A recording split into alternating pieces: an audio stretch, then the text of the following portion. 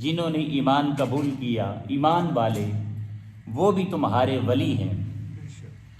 پھر ایمان والوں کی رب کائنات نے تخصیص فرمائی، ان کو مخصوص کر دیا کہ ایمان والے کون سے ولی ہیں۔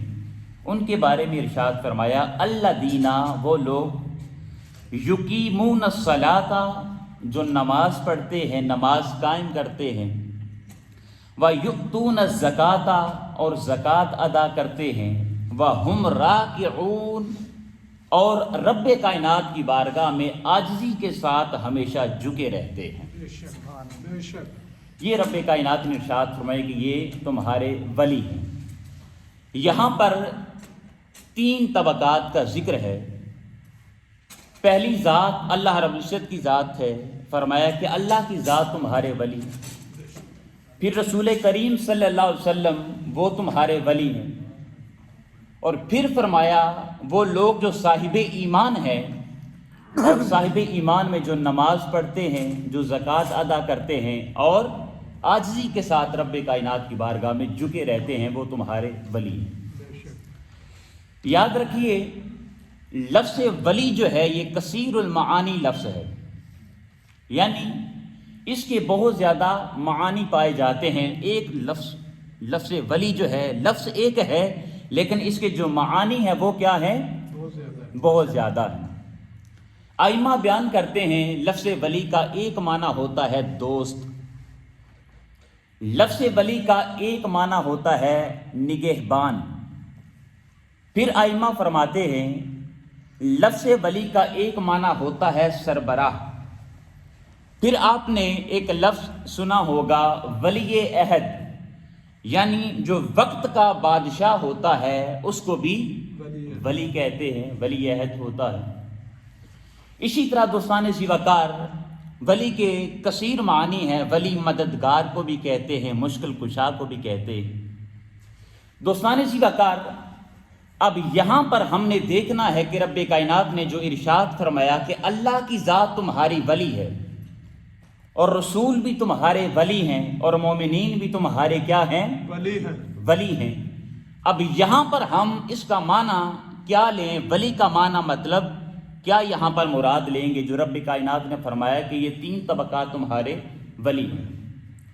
اس کو سمجھانے سے پہلے ایک اور بات یہاں پر عرض کر دیتا ہوں۔ جس طرح لفظ ولی ہے اس کے کثیر معانی ہے، اسی طرح لفظ صلاۃ ہوتا ہے۔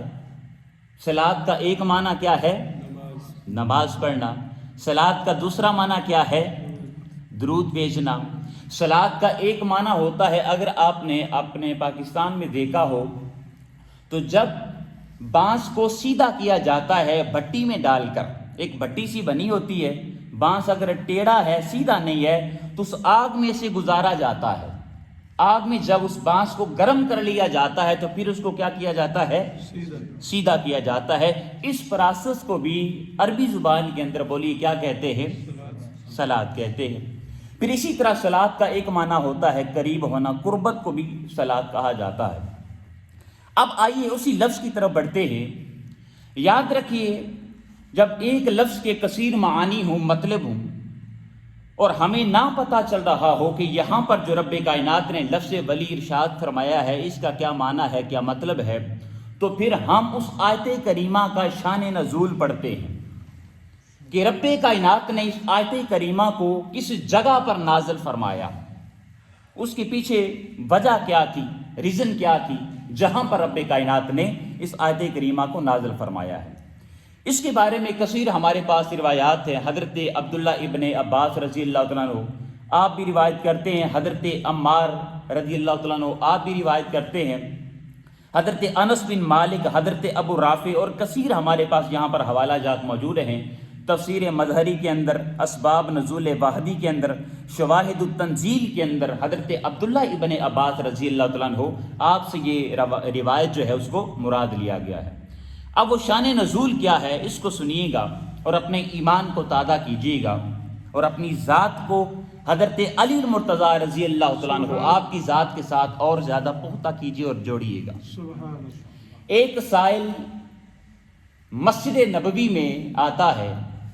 مسجد نبوی میں چند لوگ بیٹھے تھے، وہ سائل آ کر سوال کرتا ہے کہ میری مدد کرو، میں حاجت مند ہوں، میری حاجت روائی کی جائے، میں مشکل میں ہوں، میری مشکل کشائی کی جائے۔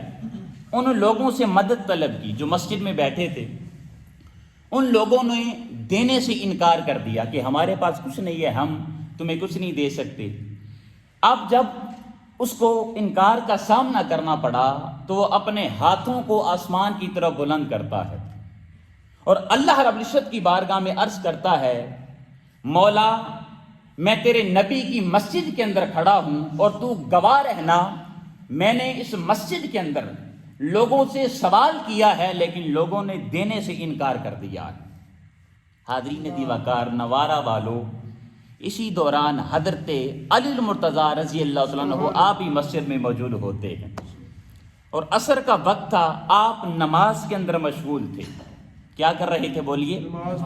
آپ نماز پڑھ رہے تھے جب لوگوں نے دینے سے انکار کیا اور وہ سائل رب کی بارگاہ میں عرض کر رہا ہے کہ مولا ان لوگوں نے مجھے نہیں دیا، میں یہاں سے مایوس جا رہا ہوں۔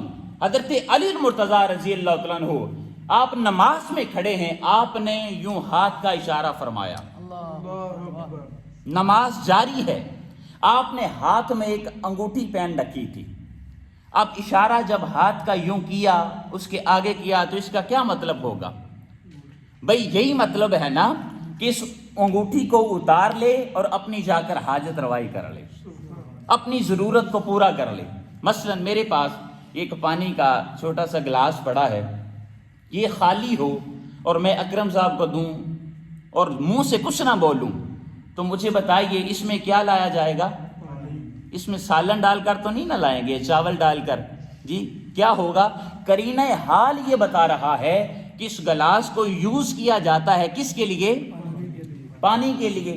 اب جب آپ نے یوں ہاتھ کا اشارہ کیا اور ہاتھ کو آگے بڑھایا تو وہ سائل آپ کے قریب ہوتا ہے اور آپ کی انگلی سے انگوٹھی کو اتار لیتا ہے، انگوٹھی کو اتارا اور وہاں سے چلا جاتا ہے۔ اب جو دوسرے لوگ وہاں پر بیٹھے تھے وہ اب ایک دوسرے کے ساتھ چیم گوئیاں کرنے لگے کہ حضرت علی المرتضیٰ رضی اللہ تعالیٰ عنہ آپ کی نماز ہو گئی ہے یا آپ کی نماز ٹوٹ چکی ہے؟ آپ کی نماز ضائع ہو گئی ہے یا نماز آپ کی مکمل ہوئی ہے؟ آپ نے حالت نماز میں اپنی انگوٹھی کا اشارہ کر کے اس کو عطا کی ہے۔ اب اسی دوران ایک کہنے لگا چلیں آقا علیہ الصلوۃ والسلام گھر میں موجود ہیں، ہم حضور سے پوچھتے ہیں کہ علی کی نماز ہوئی ہے یا نہیں ہوئی۔ سارے صحابہ کرام آقا علیہ الصلوۃ والسلام کی بارگاہ میں حاضر ہوئے، حضور کی بارگاہ میں حاضر ہو کر یہ سارا واقعہ بیان کرتے ہیں۔ ابھی آقا علیہ الصلوۃ والسلام نے جواب نہیں دیا تھا کہ سیدنا جبریل امین علیہ السلام کا نزول ہوتا ہے۔ آپ کا نزول ہوا اور حضرت جبریل امین علیہ السلام آقا علیہ الصلوۃ والسلام کے پاس اس آیت کریمہ کو لے کر آئے۔ کیا؟ انما ولیکم اللہ ورسولہ، اے محبوب مکرم، ولی کا یہاں پر معنی کیا کیا جائے گا؟ مددگار۔ دوسرا معنی سنیے، مشکل کشا۔ اے لوگو تمہارا مددگار خالق کائنات ہے، تمہارا مددگار رسول کریم حضرت محمد مصطفیٰ صلی اللہ علیہ وسلم ہیں، اور تمہارے مددگار، تمہارے مشکل کشا وہ لوگ ہیں جو حالت نماز کے اندر انگوٹھی کسی کو عطا کر دیتے ہیں، یعنی حالت نماز میں نماز قائم کرنے والے ہیں، زکوٰۃ دینے والے ہیں، اور تیسری کیا بات ہے؟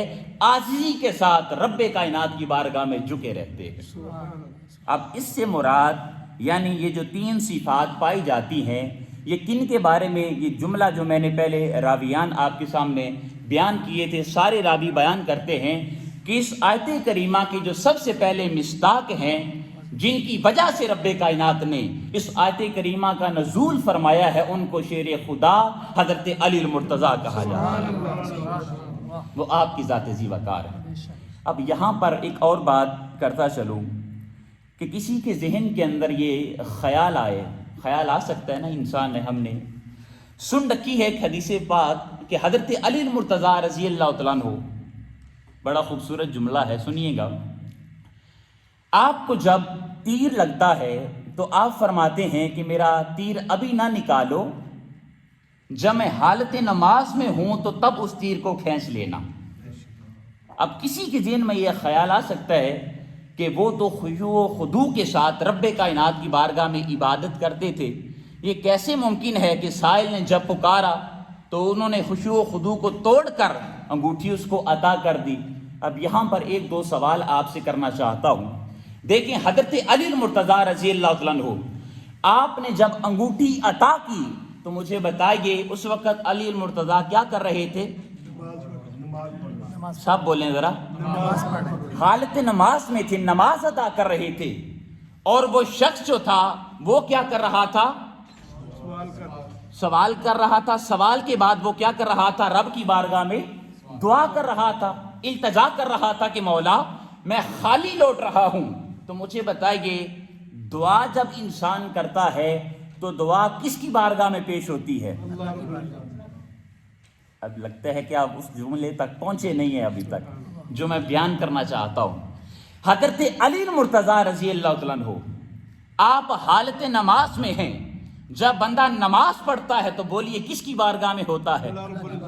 اللہ کی بارگاہ میں ہوتا ہے۔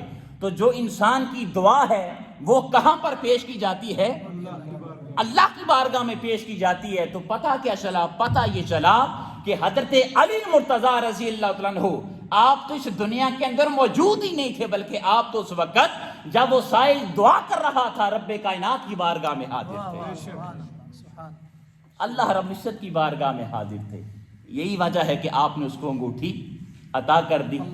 اب یہاں پر ایک اور بات ہے، کسی کے ذہن میں حضرت علی المرتضیٰ رضی اللہ تعالیٰ عنہ آپ کے بارے میں شک آ سکتا ہے کہ آپ ان کو مشکل کشا کہتے ہیں، ان کو مددگار کہتے ہیں۔ آئیے میں ایک حدیث پاک کا آپ کو حوالہ دیتا ہوں۔ حضرت علی المرتضیٰ رضی اللہ تعالیٰ عنہ، آپ کی تو شان ہی بلند ہے، کوئی انسان بھی ان تک پہنچ نہیں سکتا۔ ان کی تو شان بلند ہے، اعلیٰ و عرفہ ہیں، آقا علیہ الصلوۃ والسلام کے صحابی ہیں، اور صحابہ کرام میں بھی ان کا ایک اپنا مقام ہے، افضل ہیں، اعلیٰ ہیں۔ دوستان زیوکار حضور علیہ الصلوۃ والسلام نے ارشاد فرمایا، ایک بندہ جو مومن ہوتا ہے، بندہ مومن وہ بھی حاجت روا ہوتا ہے، وہ بھی مشکل کشا ہوتا ہے، یعنی وہ بھی لوگوں کی مشکلات کو حل کرنے والا ہوتا ہے اور ان کی مشکلوں کو آسان کرنے والا ہوتا ہے، مشکل کشائی کرنے والا ہوتا ہے۔ اور حضرت علی المرتضیٰ رضی اللہ تعالیٰ عنہ، آپ کا مقام تو ویسے ہی بلند و بالا ہے۔ اب اس حدیث پاک کو حضرت ابو ہریرہ رضی اللہ تعالیٰ عنہ آپ نے روایت کیا، آقا علیہ الصلوۃ والسلام نے ارشاد فرمایا، من نفس عن مؤمن قربتا من قرب الدنیا نفس اللہ عنہ من قرب یوم القیامت۔ ارشاد فرمایا کہ اگر کوئی شخص کسی دوسرے انسان کی دنیا کی کوئی مصیبت، کوئی تکلیف دور کرتا ہے تو خالق کائنات قیامت والے دن اس کی مصیبتوں کو دور فرمائے گا۔ سبحان اللہ، سبحان اللہ۔ یہ تو ایک عام بندہ جو بندہ مومن ہے وہ مشکل کشا بن چکا ہے، تو حضرت علی المرتضیٰ رضی اللہ تعالیٰ عنہ آپ کی کتنی بلند و بالا شان ہے۔ حاضرین محترم، تھوڑا سا اور آگے بڑھیے، میں یہاں پر سورہ بنی اسرائیل کی ایک آیت کریمہ ہے جس کا نمبر ہے 80۔ اس کے اندر آقا علیہ الصلوۃ والسلام نے ایک دعا اللہ رب العزت کی بارگاہ میں پیش کی ہے۔ وہ دعا کیا ہے؟ آقا علیہ الصلوۃ والسلام عرض کرتے ہیں، وَقُلْ رَبِّ أَدْخِلْنِي مُدْخَلَ صِدْقٍ وَأَخْرِجْنِي مُخْرَجَ صِدْقٍ وَاجْعَلْ لِي مِن لَّدُنْكَ سُلْطَانًا نَصِيرًا۔ اللہ رب العزت کی بارگاہ میں دعا کی کہ مولا ہمیں جہاں پر تو داخل فرمائے گا سچائی کے ساتھ داخل فرمانا، اور جہاں سے ہمیں تو نکالے گا سچائی کے ساتھ ہمیں نکالنا، اور اپنی بارگاہ سے مجھے ایک مددگار عطا کرنا۔ تین چیزیں ہیں یہاں پر۔ اب پہلی بات کیا ہے کہ جہاں پر ہمیں تو داخل فرمائے گا سچائی کے ساتھ داخل فرمانا۔ اب یہ جو دعا ہے یہ بیسیکلی ہجرت سے پہلے کی ہے، جب آقا علیہ الصلوۃ والسلام خواہش رکھتے تھے کہ اللہ رب العزت مجھے اجازت دے، مجھے اذن عطا کرے اور میں مکہ سے ہجرت کر کے مدینہ چلا جاؤں۔ اب یہاں پر ایک پتہ کی بات ہے کہ دیکھیں، انسان اگر کسی جگہ پر ٹریول کرنا چاہتا ہے، سفر کرنا چاہتا ہے، جانا چاہتا ہے، تو مجھے بتائیے جہاں سے انسان سفر شروع کر رہا ہے پہلے اس کا تذکرہ کیا جاتا ہے یا جہاں پر جانا چاہتا ہے اس کا تذکرہ کیا جاتا ہے؟ جہاں سے انسان سفر شروع کر رہا ہے، مثلا میں کہوں کہ میں اٹلی سے پاکستان جا رہا ہوں، تو پہلے کس کا تذکرہ ہوا؟ یعنی جہاں سے انسان خارج ہو رہا ہے، نکل رہا ہے، پہلے اس کا تذکرہ کیا جاتا ہے۔ لیکن یہاں پر ماجرا الگ ہے۔ آقا علیہ الصلوۃ والسلام جب اللہ رب العزت کی بارگاہ میں دعا کرتے ہیں تو پہلے مدینہ کی دعا کرتے ہیں اور اس کے بعد مکہ کی دعا کرتے ہیں۔ پہلے مدینہ کی اور اس کے بعد مکہ کی دعا کرتے ہیں۔ حضور شیخ الاسلام ڈاکٹر محمد طاہر القادری مدد اللہ علیہ، آپ کی کتاب ہے جس کا نام ہے فضائل حرمین شریفین، اس کے اندر تفصیل کے ساتھ حضور شیخ الاسلام نے مکہ معظمہ کے فضائل اور مدینہ منورہ کے فضائل بیان کی ہیں۔ اگر کوئی پڑھنا چاہے تو اس میں پڑھ سکتا ہے۔ لیکن دوستان ذی وقار، اب اس کے اندر جو ایک نقطہ ہے میں بس اسی کو آپ کے سامنے بیان کرنا چاہتا ہوں، اور وہ آخری الفاظ ہیں وَجْعَلْ لِي مِن لَّدُنْكَ سُلْطَانًا نَصِيرًا، اور مولا مجھے اپنی بارگاہ سے تو ایک مددگار عطا فرما۔ اس کو اپنے ذہن میں رکھیے گا۔ ایک اور آیت کریمہ اور ایک اور نبی کی التجا آپ کے میں گوش گزار کرتا ہوں، اور پھر ہم دونوں کا آپس میں تقابل کریں گے۔ دعائے موسیٰ ہے، موسیٰ علیہ السلام بھی اللہ رب العزت کی بارگاہ میں دعا کرتے ہیں۔ جب فرعون نے ظلم کیے حضرت موسیٰ علیہ السلام کی امت پر، تو اللہ رب العزت نے ارشاد فرمایا اذهب الى فرعون انه طغى، اے موسیٰ آپ فرعون کی طرف چلے جاؤ اور اس کو دعوت اسلام دو، دین کی دعوت دو، اللہ رب العزت کی توحید کی دعوت دو۔ جب رب کائنات نے حضرت موسیٰ علیہ السلام کو حکم دیا کہ آپ جائیے اور فرعون کو توحید کی دعوت دیجیے، تو حضرت موسیٰ علیہ السلام اللہ رب العزت کی بارگاہ میں چند التجائیں کرتے ہیں، چند تمنائیں دعا کرتے ہیں، اور وہ دعا کیا ہے؟ عرض کرتے ہیں کالا رب اشرح لی صدری، سب سے پہلے عرض کرتے ہیں کہ مولا میرا سینہ جو ہے اس کو کیا کر؟ کھول دے، اس کو کشادہ فرما دے۔ وَيَسِّرْ لِي أَمْرِي، اور میرے لیے اس کام کو آسان فرما دے، اس امر کو آسان فرما دے۔ وَاحْلُلْ عُقْدَةً مِّن لِّسَانِي، اور میری زبان کی گرہ کو کھول دے۔ يَفْقَهُ قَوْلِي، تاکہ لوگ میری بات کو آسانی کے ساتھ سمجھ سکیں۔ وَاجْعَل لِّي وَزِيرًا مِّنْ أَهْلِي، اور میرے اہل و عیال میں سے ایک میرا وزیر مقرر فرما دے۔ اب ان دونوں آیات کا آپس میں تھوڑا سا تقابل کرنا چاہوں گا۔ اب یہاں پر جو کلمات ہیں وَاحْلُلْ عُقْدَةً مِّن لِّسَانِي، باری تعالیٰ میری زبان کی گرہ کو کھول دے، اس کے بارے میں ہمارے پاس دو روایات موجود ہیں۔ ایک روایت میں آتا ہے کہ حضرت موسیٰ علیہ السلام آپ جب چھوٹے تھے، ابھی معصوم تھے، بچے تھے، تو حضرت موسیٰ علیہ السلام نے فرعون کی داڑھی کو پکڑ کر کھینچا، فرعون کی داڑھی کو پکڑ کر اس میں ایک بات تو یہ بھی پتہ چل گئی کہ فرعون نے بھی داڑھی رکھی تھی۔ اس وقت ایک کلچر تھا، رواج پایا جاتا تھا۔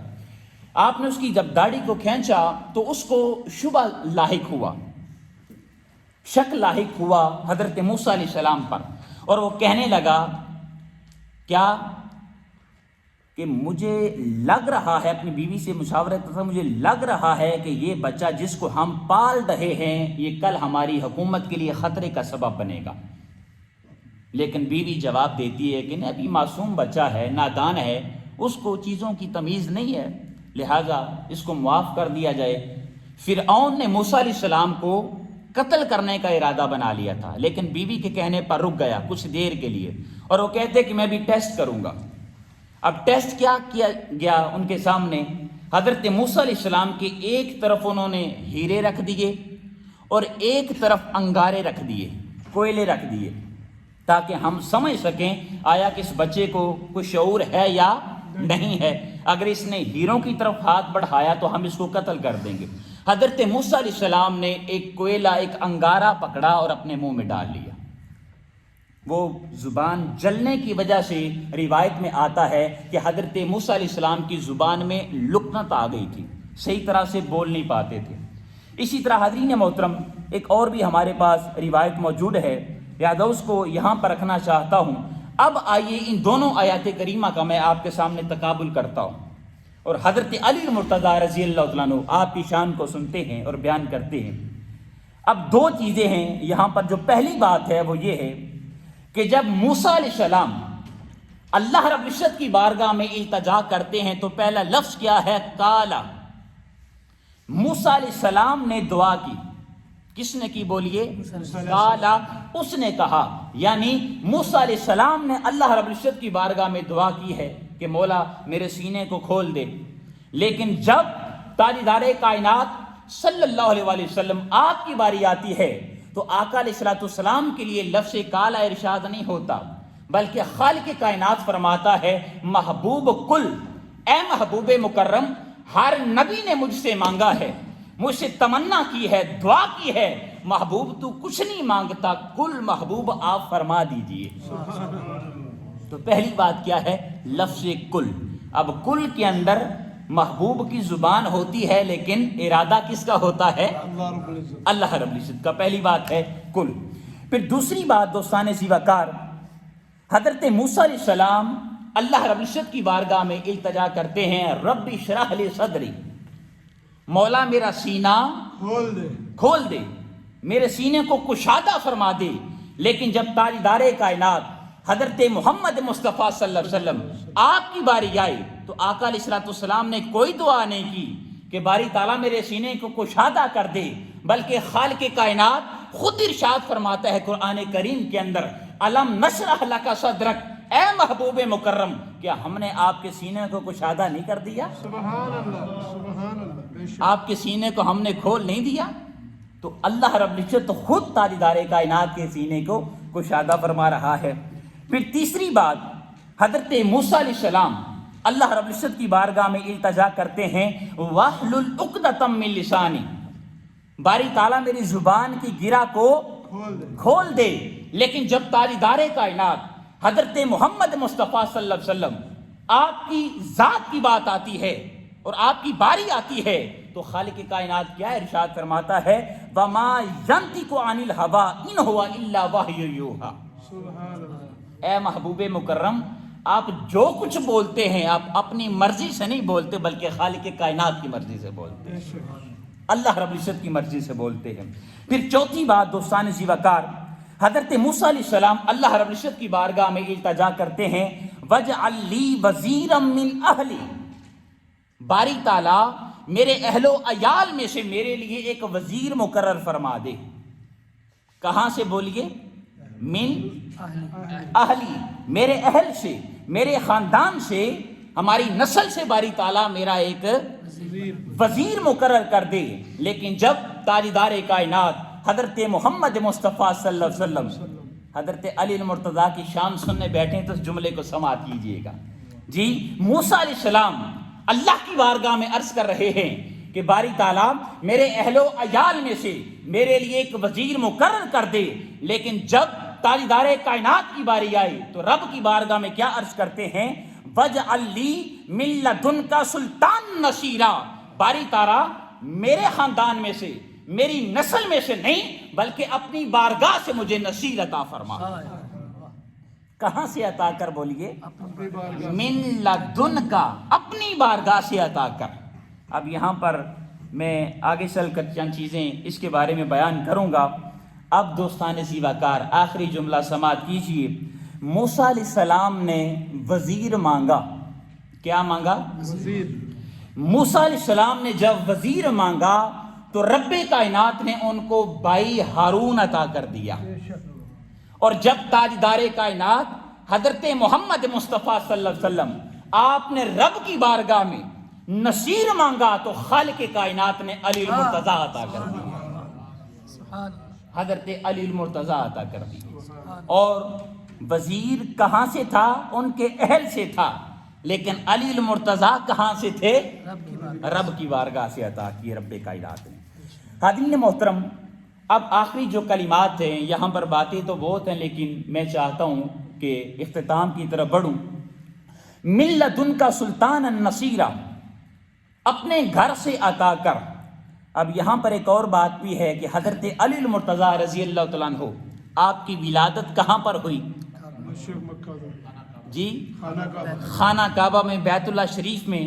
تو خانہ کعبہ بولیے کس کا گھر ہے؟ اللہ رب العزت کا گھر ہے، تو رب نے اپنی بارگاہ سے اور اپنے گھر سے تاجدار کائنات کو نصیر عطا فرمایا، یعنی مددگار عطا کیا۔ دوستان سی وقار، اس کے بارے میں حضور شیخ الاسلام ڈاکٹر محمد طاہر القادری مدد اللہ علیہ آپ فرماتے ہیں کہ میں کافی سوچ بچار کرتا رہا، غور کرتا رہا کہ حضرت علی المرتضیٰ رضی اللہ عنہ آپ کی ولادت جو سعادت ہے وہ کعبہ معظمہ میں کیوں ہوئی ہے۔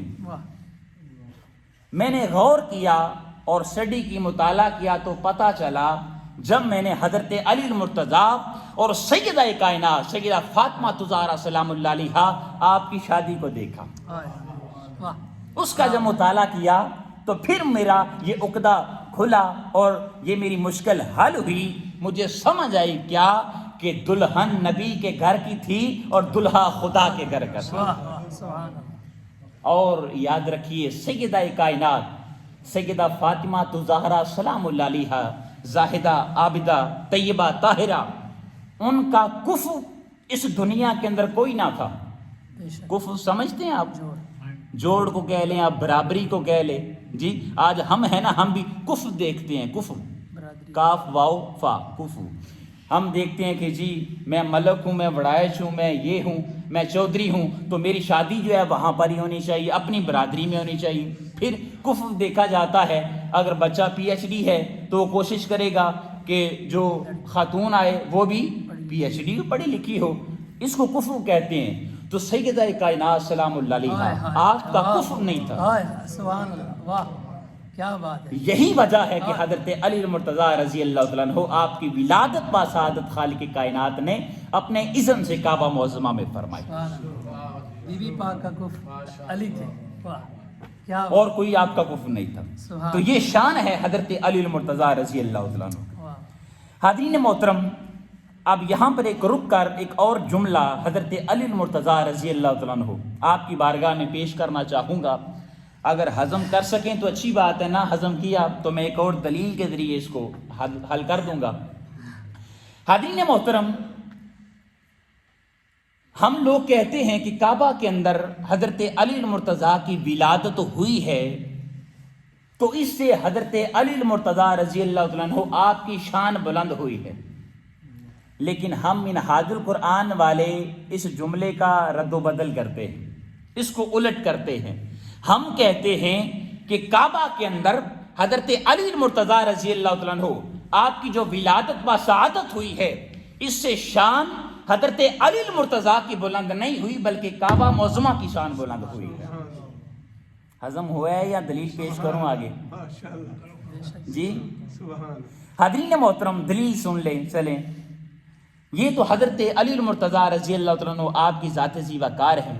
آپ نے ایک حدیث پاک سنی ہوگی، آقا علیہ الصلوۃ والسلام کعبہ معظمہ کا طواف فرما رہے ہیں، حضور کعبہ کا طواف کر رہے ہیں، طواف کرتے کرتے آقا علیہ الصلوۃ والسلام نے کعبہ کو مخاطب کیا، مخاطب کر کے آقا علیہ الصلوۃ والسلام نے ارشاد فرمایا، اے کعبہ ما اطیبکی و اطیب ریحکی، اے کعبہ تو کتنا پاکیزہ ہے اور تیری خوشبو کتنی پاکیزہ ہے۔ اور پھر فرمایا ما اعظم کی و اعظم حرمت کی، اور اے کعبہ تو کتنا بلند ہے اور تیری شان کتنی بلند ہے، تیری حرمت کتنی بلند ہے۔ پھر حضور علیہ الصلوۃ والسلام نے آگے ارشاد فرمایا والذی نفس محمد بیدہ لحرمت المؤمن اعظم عند اللہ حرمت منک مالہ و دمہ، ارشاد فرمایا کعبہ تو کتنا عظیم ہے اور تیری شان کتنی عظیم ہے، تو پاکیزہ ہے، تیری خوشبوئیں معطر ہیں، وہ بھی پاکیزہ ہیں۔ پھر فرمایا خدا کی عزت کی قسم جس کے قبضہ قدرت میں محمد مصطفیٰ کی جان ہے، فرمایا کہ ایک بندہ مومن، فقط ایک بندہ مومن، اس کے مال کی حرمت اور اس کے خون کی حرمت اے کعبہ وہ تو اس سے زیادہ ہے۔ سبحان اللہ، سبحان اللہ۔ کچھ ٹھنڈے ہو گئے ہیں حاضرین محترم، تھوڑا سا اور آگے بڑھیے، میں چاہتا ہوں کہ اس کو مکمل کر دوں۔ یہاں پر جو لفظ رب کائنات نے ارشاد فرمایا ہے وہ ہے نصیرہ، مولا اپنی بارگاہ سے مجھے کیا عطا کر؟ نصیر عطا کر، مددگار عطا کر، مشکل کشا عطا کر۔ کہہ سکتے ہیں۔ حاضرین محترم، اب لفظ نصیر جو ہے اس کی میں مشکل بحث میں نہیں پڑھنا چاہتا، لیکن ایک دو بات عرض کر دیتا ہوں۔ نصیر کے اور بھی بہت سارے الفاظ اسی مصدر سے نکلتے ہیں، مثلا نون صاد را، نصر، نصر کا معنی بھی مدد ہوتا ہے۔ نصیر کا معنی کیا ہوتا ہے بعد میں چل کر بیان کرتا ہوں۔ ایک لفظ ہوتا ہے ناصر، ناصر کا معنی کیا ہوتا ہے؟ ناصر لوگوں کے نام ہوتے ہیں نا، ناصر کا معنی بھی ہوتا ہے مدد کرنے والا۔ پھر ایک لفظ ہوتا ہے منصور، جس کی مدد کی جائے، لیکن یہاں پر رب کائنات نے مجھے بتائیے کون سا لفظ استعمال کیا ہے؟ کیا خالق کائنات نے یہ ارشاد فرمایا ہے من لدنک سلطانا نصرا؟ جی، یا یہ ارشاد فرمایا ہے من لدنک سلطانا منصورا یا من لدنک سلطانا ناصرا؟ بلکہ کیا ارشاد فرمایا؟ من لدنک سلطانا نصیرا۔ اب نصیرہ جو ہے اس کی ایک گرامر کی بحث ہے، میں اس میں نہیں پڑھنا چاہتا، لیکن سمجھانے کے لیے ایک اور مثال پیش کر دیتا ہوں۔ ہم نے ایک لفظ سنا ہے سامع، ابھی رمضان المبارک آنے والا ہے تو حافظ صاحب تراویح سناتے ہیں اور پیچھے ایک بندہ کھڑا ہوتا ہے جس کو کہتے ہیں سامع۔ اللہ رب العزت کی جو ذات ہے اس کی صفت سامع تو ہے ہی، لیکن خالق کائنات کو سامع نہیں بلکہ اس کو سمیع کہا جاتا ہے۔ سامع کیا؟ اس کا معنی ہوتا ہے سننے والا، اور سمیع کا معنی ہوتا ہے جو ہمیشہ ہمیشہ سنتا رہتا ہے۔ پھر ایک لفظ ہوتا ہے باصر، باصر کا معنی ہوتا ہے دیکھنے والا، اور اسی طرح جب خالق کائنات اپنی صفت لفظ بصر سے استعمال کرنا چاہتا ہے تو اپنے لیے باصر کا لفظ استعمال نہیں کرتا بلکہ فرماتا ہے بصیر۔ اللہ رب العزت ہمیشہ ہمیشہ دیکھنے والا ہے۔ اسی طرح اور بھی بہت ساری کلمات ہیں، لیکن دوستان عزیز وقار یہاں پر لفظ نصیر استعمال کیا۔ آقا علیہ الصلوۃ والسلام نے جب رب کی بارگاہ میں مددگار طلب کیا تو اللہ کی بارگاہ میں عرض کرتے ہیں مولا مجھے ایسا مددگار عطا کرنا جو ہمیشہ ہمیشہ کے لیے مشکل کشائی کرنے والا ہو اور مدد کرنے والا ہو۔ من لدنک سلطانا نصیرا، جو ہمیشہ مدد کرنے والا ہو۔ ناصر جو ہوتا ہے وہ عارضی مدد کرتا ہے، لیکن جو نصیر ہوتا ہے وہ دائماً مدد کرتا ہے۔ جو سامع ہوتا ہے وہ فقط رمضان کا ایک مہینہ قرآن سنتا ہے، اس کے بعد عارضی طور پر پھر وہ چلا جاتا ہے، لیکن جس کے پاس صفت سمیع ہے وہ ہمیشہ سنتا رہتا ہے، سننے والا ہے۔ تو لہذا حضرت علی المرتضیٰ رضی اللہ تعالیٰ عنہ آپ کو رب کائنات نے جو شان عطا کی ہے وہ شان نصیریت عطا کی ہے، یعنی آپ ہمیشہ ہمیشہ مشکل کشائی کرتے ہیں۔ کوئی شخص دنیا کے کسی خطے میں بیٹھا ہے، کسی ملک میں بیٹھا ہے، کوئی زبان جانتا ہے، جب وہ حضرت علی المرتضیٰ رضی اللہ تعالیٰ عنہ آپ کو مدد کے لیے پکارتا ہے تو آپ اس کی مشکل کشائی کرتے ہیں، اس کی حاجت روائی کرتے ہیں، اس کی مشکل کو حل کرتے ہیں، اس کی مدد کرتے ہیں۔ اب یہاں پر ایک بات عرض کرتا ہوں اور اس کے بعد اجازت سے آتا ہوں۔ ہم پچھلے دنوں جا رہے تھے گلراتے، تو گاڑی میں ہم حضرت علی المرتضیٰ رضی اللہ تعالیٰ عنہ آپ کی شان بیان کر رہے تھے کہ آپ بہت زیادہ شجیع تھے، یعنی شجاعت والے تھے، بہادر تھے، اور دین اسلام کی حضرت علی المرتضیٰ رضی اللہ تعالیٰ عنہ آپ نے ہر مقام پر مدد کی ہے۔ ہر غزوے کے اندر حضرت علی المرتضیٰ رضی اللہ تعالیٰ عنہ آپ شریک ہوئے ہیں۔ جو فکر بتایا جاتا ہے غزوات کے متعلق، ائمہ تاریخ نے جو بیان کیے ہیں وہ 27 غزوات ہیں۔ ایک ہوتا ہے غزوہ اور ایک ہوتا ہے سریا۔ سریا کہتے ہیں جس کے اندر آقا علیہ الصلوۃ والسلام نے خود شرکت نہ کی ہو، لیکن غزوہ اس کو کہا جاتا ہے جس میں حضور علیہ الصلوۃ والسلام نے خود شرکت فرمائی ہو، خود شرکت کی ہو۔ کل غزوات جو ہیں وہ 27 ہیں اور جو سرایا ہیں وہ ہیں 47۔ غزوہ بدر کے اندر آپ جانتے ہیں جو پہلا مارکہ تھا حق اور باطل کا، تو حضرت علی المرتضیٰ رضی اللہ تعالیٰ عنہ آپ نے غزوہ بدر کے اندر کتنے لوگوں کو قتل کیا؟ ایک بڑی عجیب بات ہوگی آپ لوگوں کے لیے۔ جو کفار ٹوٹل قتل ہوئے ان کی تعداد تھی 70 تعداد تھی ان کی، جو کفار قتل ہوئے، اور جو مسلمان شہید ہوئے ان کی تعداد تھی 14۔ یاد رکھیے حضرت علی المرتضیٰ رضی اللہ تعالیٰ عنہ آپ اتنے بہادر تھے اور دین اسلام کی مدد کرنے والے تھے کہ ان 70 میں سے جو 36 کافر ہیں ان کو فقط حضرت علی المرتضیٰ نے واسطے جہنم کیا تھا۔ کیا بات، واہ 36 کفار کو فقط حضرت علی المرتضیٰ رضی اللہ تعالیٰ عنہ آپ نے قتل کیا، اور ایک اور روایت میں آتا ہے کہ 36 کو خود قتل کیا اور 11 میں معاونت فرمائی، یعنی مسلمان کافر لڑ رہے ہیں، آپ پاس سے گزرے اس کا بازو کاٹ دیا، اب وہ مسلمان جو تھا اس پر قابو پا لیتا تھا، تو اس میں مددگار ہوئے، 11 میں مددگار اور 36 کو بذات خود کیا کیا، قتل کیا۔ اسی طرح دوستان ذی وقار غزوہ خندق کی بات کی جائے، غزوہ احزاب بھی اس کو کہتے ہیں، اللہ رب العزت نے قرآن کریم میں بھی اس کا ذکر فرمایا ہے۔ ابھی میں آیات کی بات نہیں کرتا، بس ایک آپ کی شان بیان کر کے اجازت چاہتا ہوں۔ آپ جانتے ہیں کہ حضرت سلیمان فارسی رضی اللہ تعالیٰ عنہ آپ نے یہ سجیشن دی تھی، یہ آئیڈیا دیا تھا کہ ہمارے ہاں یہ خندق کھودی جاتی ہے، یہ بھی ایک جنگ کی حکمت عملی ہوتی ہے، تو آقا علیہ السلام کو یہ تجوید پسند آئی، تو حضور علیہ السلام آپ نے مدینہ منورہ کے ارد گرد خندق کھودنے کا کیا کیا، حکم دے دیا۔ اب کفار ٹوٹل جتنی بھی ان کی تعداد تھی، ان کی کم و بیش تعداد تھی 10,000، اور مسلمان جو تھے ان کی تعداد تھی فقط 3,000۔ اب وہ 10,000 لے کر آئے تھے کہ ہم نے مسلمانوں کو نیست و نابود کر دینا ہے، ان کے ایمان کو ختم کر دینا ہے، ان کو ہم نے شہید کر دینا ہے، اور وہ سارا ساز و سامان اپنے ساتھ لے کر آئے تھے۔ لیکن جب مسلمانوں کی اس حکمت عملی کو دیکھا اور خندق کو دیکھا تو وہ شستر اور حیران رہ گئے۔ کوئی شخص بھی خندق کو عبور نہیں کر سکتا تھا، جو بھی کرنے کی کوشش کرتا خندق کے اندر گر جاتا، خواتین جو تھی وہ ان کو پتھر مار مار کے اس کو واسطے جہنم کر دیتی تھی، قتل کر دیتی تھی۔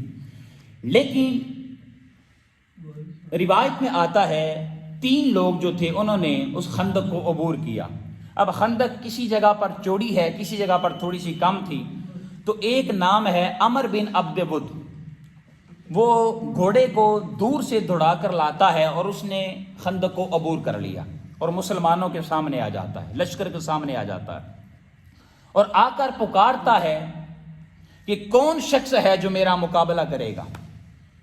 مسلمانوں کے خلاف مختلف الفاظ استعمال کرنے لگا ہے کہ کون ہے جو میرا مقابلہ کرے گا، اور یہ بھی کہتا ہے کہ جب کوئی شخص بھی نہیں اٹھتا تو یہاں تک روایت میں آتا ہے، تاریخی کتب میں آتا ہے، وہ یہ کہتے کہ مسلمانوں تم تو کہتے کہ جب ہم شہید ہوتے ہیں تو ہم ڈائریکٹ جنت میں پہنچ جاتے ہیں، تو اب کون ہے جو جنت حاصل کرنے کے لیے میرا سامنا کرے، میرا مقابلہ کرے، آئے میرے سامنے، یا تو وہ خود جنت میں پہنچ جائے یا مجھے جہنم میں بھیج دے۔ جب پہلی دفعہ پکارا آقا علیہ السلام نے سماعت کیا تو حضور نے اپنے لشکر اور صحابہ کرام جو موجود تھے ان کو فرمایا کہ کون ہے جو عبد ود کا مقابلہ کرے گا۔ کوئی شخص بھی کھڑا نہ ہوا الا حضرت علی المرتضیٰ۔ ابھی تو کہہ دیں سبحان اللہ۔ حضرت علی المرتضیٰ رضی اللہ تعالیٰ عنہ آپ کھڑے ہوئے، آقا علیہ السلام نے اشارہ فرمایا نہیں علی تم بیٹھ جاؤ۔ حضور نے دوبارہ ارشاد فرمایا کہ کون ہے جو عمر بن عبد ود کا مقابلہ کرے، کوئی شخص بھی کھڑا نہ ہوا۔ حضرت علی المرتضیٰ رضی اللہ تعالیٰ عنہ آپ دوسری مرتبہ بھی کھڑے ہوتے، حضور پھر ارشاد فرماتے ہیں کہ علی تم بیٹھ جاؤ۔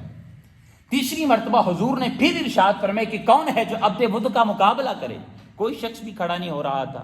اور عبد ود جو ہے اس کے بارے میں آتا ہے کہ یہ اکیلا 1000 کا مقابلہ کرنے کے لیے کافی ہوتا تھا، اتنا بڑا پہلوان تھا کہ 1000 بھی اگر اس کے برابر آ جاتے تو یہ اکیلا ان 1000 کے لیے کافی ہوتا تھا۔ صحابہ کرام جس وقت تھوڑے سے یہاں پر لفظ آپ کوئی بھی استعمال کر لیں کہ کوئی صحابی نہ اٹھا، حضرت علی المرتضیٰ رضی اللہ تعالیٰ عنہ آپ پھر کھڑے ہوتے ہیں تیسری مرتبہ بھی۔ جب تیسری مرتبہ کھڑے ہوئے تو حضور علیہ السلام نے ارشاد فرمایا علی میرے پاس آؤ۔ حضرت علی المرتضیٰ رضی اللہ تعالیٰ عنہ آقا علیہ السلام کے پاس تشریف لاتے ہیں۔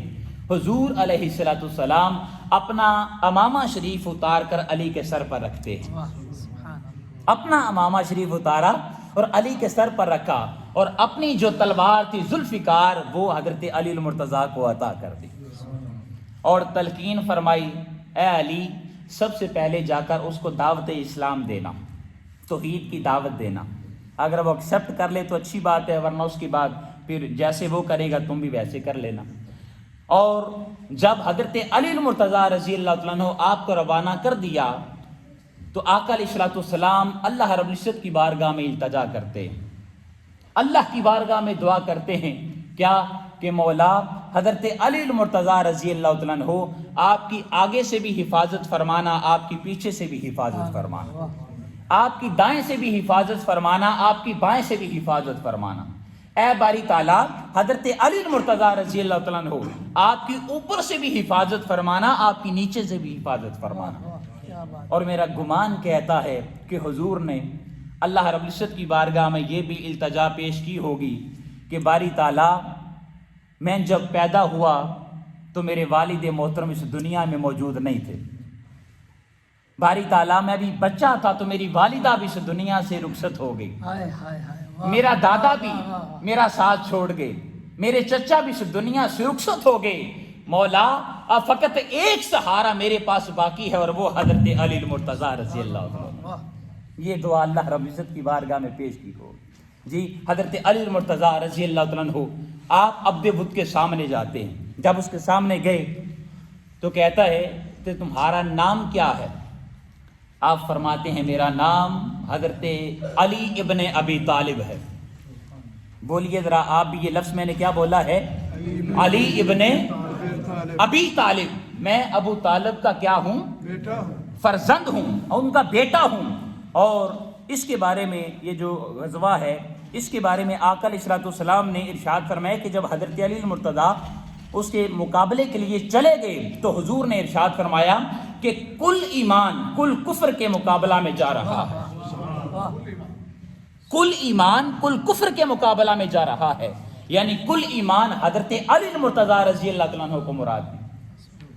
جب سامنے گئے پوچھا کیا نام ہے؟ میرا نام علی بن ابی طالب ہے۔ اور آج ہماری سوسائٹی یہ کچھ لوگ ان کو ہم کیا کہہ سکتے ہیں، منہاج القرآن والے تو دعا ہی کر سکتے ہیں جی، وہ حضرت ابو طالب رضی اللہ تعالیٰ عنہ آپ کے بارے میں اپنا عقیدہ مختلف رکھتے ہیں اور کہتے ہیں کہ وہ نعوذ باللہ مسلمان نہیں تھے۔ بھئی ہمارا تو یہ عقیدہ ہے اگر وہ مسلمان نہیں تھے تو تم اپنے ایمان پر نظر ثانی کرو، اگر وہ مسلمان نہیں تھے تو پھر تم کہاں سے مسلمان؟ بھئی ایمان ہمیں نصیب ہوا ہے تو انہی کے گھرانے نے عطا کیا ہے، انہی کے وسیلے سے ہمیں ایمان نصیب ہوا ہے۔ ہم اگر دو چار پشتیں پیچھے چلے جائیں تو ہمارے تو آباء و اجداد کا بھی نہیں پتا کہ وہ مسلمان بھی تھے یا نہیں تھے جی، اور آج ہم ان کے بارے میں باتیں کر رہے ہیں جو اسلام کو عطا کرنے والے۔ عبد بدھ کہنے لگا کہ حضرت ابو طالب وہ میرے دوست تھے، اے علی میں نے تجھے معاف کیا، تم واپس چلے جاؤ، لہذا کسی اور شخص کو بھیجو۔ ابو طالب میرے دوست تھے لہذا میں تم سے جنگ نہیں کروں گا۔ آپ نے فرمایا کہ میں تجھے قتل کرنے آیا ہوں۔ اب آپ نے تھوڑا سا اپنے آپ کو دکھانا چاہا کہ وہ تو کوئی سمجھ ہی نہیں رہا تھا جی، آپ نے کچھ اس طرح کے الفاظ استعمال فرمائے جس سے اس کو غصہ آئے۔ آپ نے فرمایا کہ میں تمہیں اسلام کی دعوت دیتا ہوں، توحید کی دعوت دیتا ہوں، اللہ رب العزت کی طرف بلاتا ہوں، اللہ رب العزت کو واحد مانو اور ہمارے نبی حضرت محمد مصطفیٰ صلی اللہ علیہ وسلم آپ کی ذات ذی وقار پر ایمان لاؤ۔ وہ کہتے ہیں کہ اگر میں نے ایمان لانا ہوتا تو میں تمہارے سامنے جنگ کے لیے آتا، میں ایمان نہیں قبول کروں گا، اسلام کو ایکسیپٹ نہیں کروں گا۔ اب عبد بدھ کہنے لگا اچھا ٹھیک ہے پھر ایسے کرو، مقابلہ کرو، مجھ پر وار کرو۔ حضرت علی المرتضیٰ فرمانے لگے نہیں، ہماری یہ خاصیت نہیں ہے، ہم پہلے کسی پر وار نہیں کرتے۔ آپ نے اس طرح کے اور الفاظ استعمال فرمائے، اس کو غصہ آیا، اس نے ایک وار کیا۔ حضرت علی المرتضیٰ رضی اللہ تعالیٰ عنہ آپ نے اس کے وار کو روک لیا۔ اب ایک روایت میں آتا ہے کہ اس کا ایک وار آپ کی کمر پر لگا تھا، آپ کی کمر پر زخم ہو گیا تھا۔ وہ وار کرتا رہا، آپ اس کو ڈیفینڈ کرتے رہے، اس کو روکتے رہے۔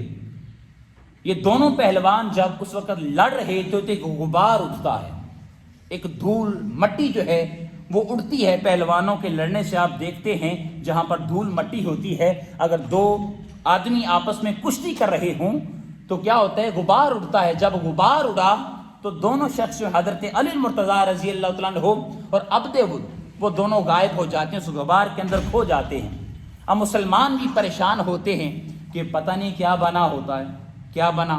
اسی دوران اس غبار میں سے ایک آواز آتی ہے، نعرہ تکبیر، اللہ اکبر.